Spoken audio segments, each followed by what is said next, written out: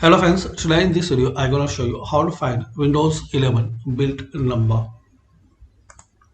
So click on Start, Settings, then in System, click on About, and here in System Specifications you will see Edition, Version, and OS build. So like this guys, you can find out Windows 11 build number and another way.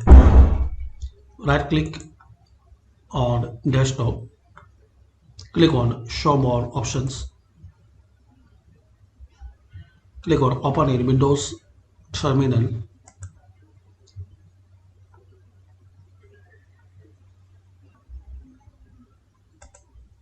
Now click here and select command prompt.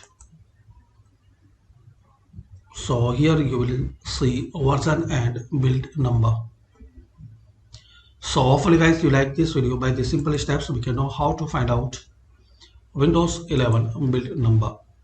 Thanks for watching. Please comment this video useful for you or not.